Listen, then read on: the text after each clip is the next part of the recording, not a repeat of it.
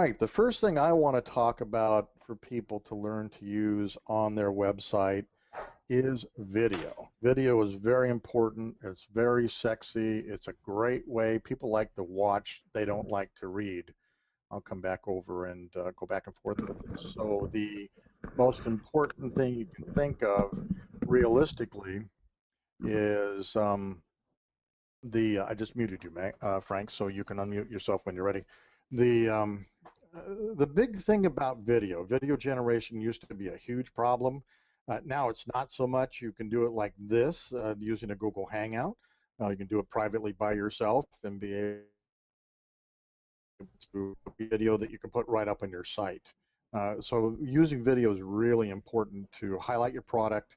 And Denise will also say, you can post it over on social media stuff. So using video is a huge plus on a website these days, and not the big killer that it used to be in the old days. That's for sure. The other thing that you really want to learn to do is use like Aweber, list building software. Aweber is a phenomenal software, not to be confused with Constant Contact, which of course is a similar type of software, but I tend to like Aweber because I know it very well. But basically, you want to always gather opt-in lists. You never want to go grab emails and then send them unwanted emails. That's called spam. People don't like that these days, so you got to play by the rules. And also, it's really cool when people actually opt in to your emails, are literally giving you the green light to market them. They like your products. They want to hear about them. They want to hear about your special deals. I mean, that's one of those cases, unlike social media per se, where you should having a conversation that leads to something. But the whole concept of just sales pitch on social media is a no-no. And so opt-in lists on your website are phenomenal product. Let me go over and see if I can share this again. And back over here, I can see how this is going to work now. And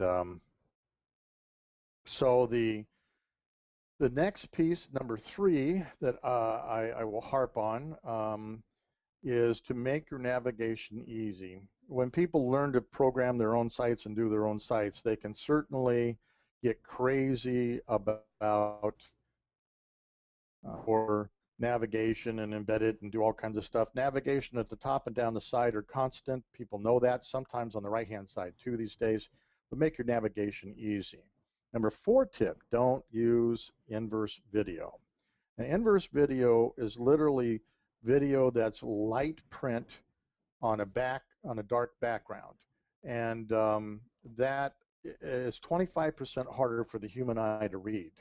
And that, why would you put any ad copy or anything you want somebody to read in a color scheme that for humans is 25% harder for them to read? But that doesn't make any sense at all. And so don't use inverse video, at least for ad copy. You can get away with it in clickable sections. You can get away with it, things like that. But absolutely do not use that in your ad copy. Next thing to do, a lot of people seen Flash technology. I used to program in Flash all the time. And I love Flash. I absolutely adored it. It was a great way to be interactive, move things in, make them whirl, all kinds of cool stuff with Flash. Well, unfortunately, about half of the Apple products can't see Flash now. So the counsel is to just steer away from Flash altogether. A lot of people used to at least get a Flash header or banner up there going for their company, and now again, half the Apple products can't see that. So stay away from Flash if you can possibly help it.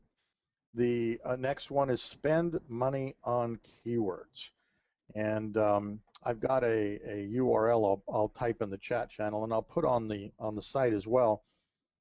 I just did a video on Market Samurai. Market Samurai is one of the tools that I use exclusively to hunt for keywords, and keywords have to have 3 unique things about them. 1, they have to be popularly searched. There's no reason to center a website around a keyword that nobody's looking for. Number 2, they have to have less than 150,000 web page in competition. If you go above that, you don't have enough money to spend to try to rank for keywords against the millions of competition. just doesn't going to work. And the way we always think about that is if there were two boxing rings, one has Arnold Schwarzenegger in it, and the other one has an elderly grandma in a wheelchair in a box.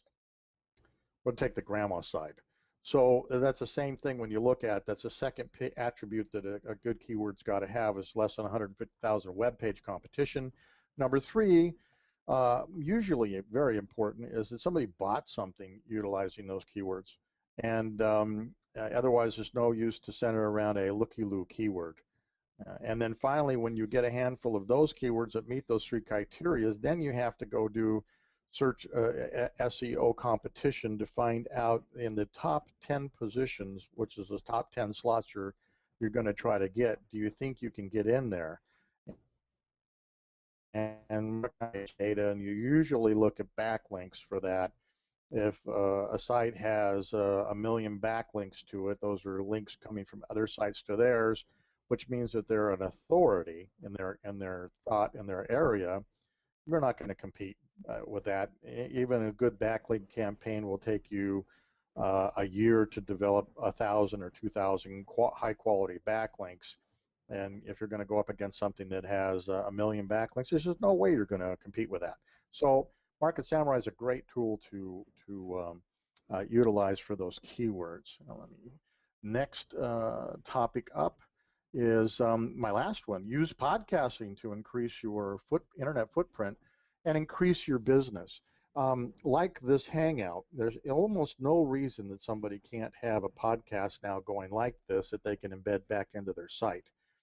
The YouTube channel that you would get to do this, obviously, in a Google Plus, you would obviously get to run such a thing as a phenomenal tool these days, and maybe Denise will weigh in a little later on in terms of. I think it's a phenomenal tool. I did a travel podcast yesterday with a gentleman, Charles Greenberg, and it worked spectacular, and it looks awesome, and it's going to be a great tool, and there's no reason why podcasting can't be extended to everybody these days to have their own radio or TV station on the web, and you can, of course, embed these back into your site, which helps your traffic.